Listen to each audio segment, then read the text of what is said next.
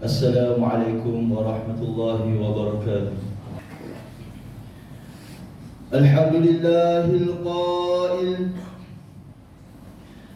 A'udzu billahi minasy syaithanir rajim. Ya ayyuhan nasu inna khalaqnakum min dzakarin wa untha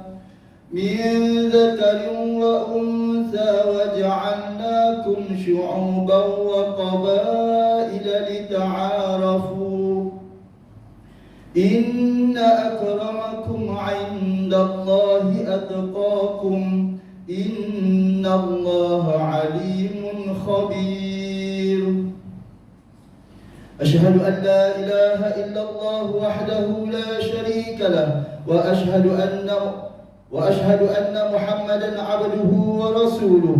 اللهم صل وسلم على سيدنا محمد وعلى آله وصحبه أجمعين. أما بعد فيا أيها المسلمون اتقوا الله أوصيكم وإياي بتقوى الله فقد فاز المتقون.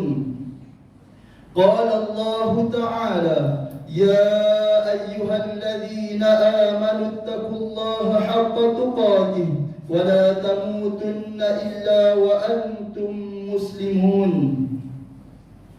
Muslimin yang dirahmati Allah sekalian, saya berpesan kepada diri saya dan hadirin jemaah sekalian, marilah bersama-sama kita memperkasakan ketakwaan kepada Allah Subhanahu wa taala dengan sebenar-benar takwa, dengan melaksanakan segala perintah dan menjauhi segala larangannya. Mudah-mudahan kita mendapat kejayaan di dunia dan di akhirat. Khutbah pada hari ini akan membicarakan satu tajuk, yaitu penyatuan dan perpaduan ummah. Hadirin yang dirahmati Allah, dalam konteks masyarakat majmuk di Malaysia, penyatuan dan perpaduan ummah dilihat suatu penyatuan yang menyeluruh tanpa mengira latar belakang agama, bangsa dan budaya demi kestabilan dan keharmonian negara. Dalam proses hidup bermasyarakat, kita tidak dapat lari dari berinteraksi dan bergaul dengan komuniti dan masyarakat yang pelbagai agama dan bangsa. Bahkan ia merupakan suatu tanggungjawab akhlak dan kepribadian Muslim untuk berdakwah dan mempromosikan hubungan baik kepada orang yang bukan Islam. Hadis daripada Sa'd bin Sa'ad radhiyallahu anhu bahawa Rasulullah sallallahu alaihi wasallam bersabda kepada Sayyidina Ali radhiyallahu anhu ketika mengutuskannya ke Khaybar dan memerintahkannya menyeru orang-orang Yahudi kepada ajaran Islam. فَوَاللَّهِ لَأَنْ يَهْدِيَ اللَّهُ بِكَ رَجُلًا وَاحِدًا خَيْرٌ لَكَ مِنْ أَنْ يَكُونَ لَكَ حُمْرُ النَّعَامِ. Demi Allah, sesungguhnya Allah memberi hidayah kepada seorang lelaki melalui tanganmu adalah lebih baik bagimu daripada unta merah, yakni harta paling berharga dan bernilai ketika itu. Riwayat Bukhari dan Muslim. Ini juga bertepatan dengan seruan Allah Subhanahu wa taala dalam surah Al-Hujurat ayat 13 yang telah dibacakan di awal khutbah tadi, yang bermaksud, wahai manusia, sesungguhnya kami telah menciptakan kalian daripada kalangan lelaki dan perempuan, dan kami telah menjadikan kalian dalam pelbagai bangsa dan bersuku-suku supaya kalian saling berkenal-kenalan dan beramah mesra antara satu sama lain. Sesungguhnya semulia-mulia manusia dalam kalangan kalian di sisi Allah ialah orang yang lebih bertakwa antara kalian, bukan yang lebih dari sudut keturunan atau bangsanya. Sesungguhnya Allah Maha mengetahui lagi Maha mendalam pengetahuannya, yakni akan keadaan dan amalan kamu. Antara itibati hikmah kandungan surah Al-Hujurat ayat 13 Allah Subhanahu wa taala menjadikan manusia di atas muka bumi ini terdiri daripada pelbagai kaum dan keturunan serta penganut pelbagai agama dan budaya. Justeru dalam kehidupan bermasyarakat kita tidak perlu membezakan seseorang kerana berlainan agama dan bangsa. Allah menciptakan manusia berbeza-beza agar kita saling kenal, mengenal dan saling menghargai antara satu sama lain. Bahkan kita dilarang untuk membenci, menghina dan menghamburkan kata-kata kesat terhadap orang lain kerana alasan berbeza agama dan bangsa. Hadirin sekalian, sejarah pembentukan negara Madinah membuktikan bahawa Islam berjaya mengurus masyarakat majmuk sehingga membawa kekuatan kepada Madinah. Perbezaan agama, kepercayaan, warna kulit, suku kaum, adat resam dan budaya dapat ditangani dengan bijaksana oleh baginda Nabi sallallahu alaihi wasallam.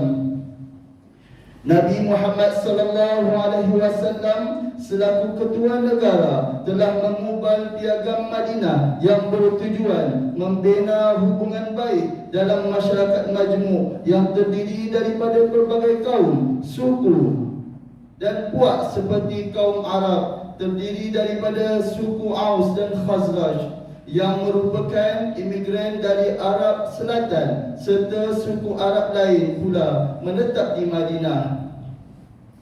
Namun begitu, tidak dinafikan kadang-kala dalam kalangan hubungan dan urusan kehidupan wujud sifat perbezaan terhadap sesuatu perkara atau isu, lebih-lebih lagi melibatkan perbezaan ideologi. Ia seterusnya boleh mencetuskan dan mengheret kita ke lembah perselisihan dan perkauman sempit tanpa kesudahan. Oleh itu, perbezaan ideologi perlu diurus dengan baik dan lebih matang agar tidak berlaku permusuhan dan ketegangan kaum dalam masyarakat setempat. Oleh itu, marilah kita kembali kepada penyatuan dan perpaduan ummah demi kelangsungan pembangunan modal insan di negara kita dapat diperkukuhkan. Begitu juga dalam mengukuhkan perpaduan pelbagai bangsa di negara kita, senario mentaliti fahaman perkauman sempit perlu dikikis dan dihindarkan dalam kerangka masyarakat majmuk di Malaysia. Ini kerana situasi ini merugikan negara dan generasi akan datang. Asas kestabilan dan kemakmuran negara perlu disemai agar pembentukan negara jauh dari perpecahan yang membawa kepada kelemahan takbir urus negara. Oleh itu, pemimpin perlu mencari ramuan terbaik untuk terus menonjolkan agenda kebersamaan dan kesatuan ummah.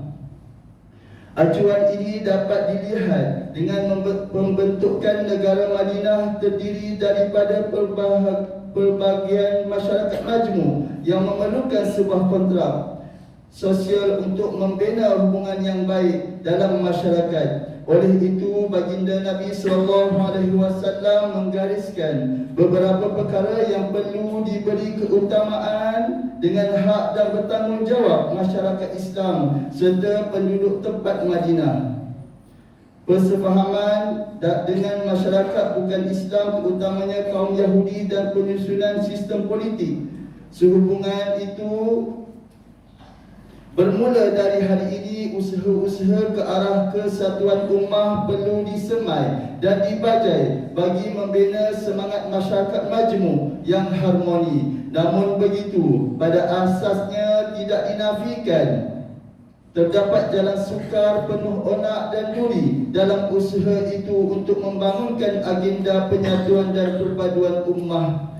Penyelesaiannya dapat dilihat dengan usaha tolak ansur dan mengambil kira pertimbangan situasi semasa untuk mencari jalan penyelesaian terbaik kepada kemulut yang melanda umat pada hari ini. Hadirin sidang Jumaat yang dirahmati Allah sekalian, marilah bersama-sama kita memperkasakan agenda penyatuan dan perpaduan ummah dengan mencari titik permulaan dan persamaan dalam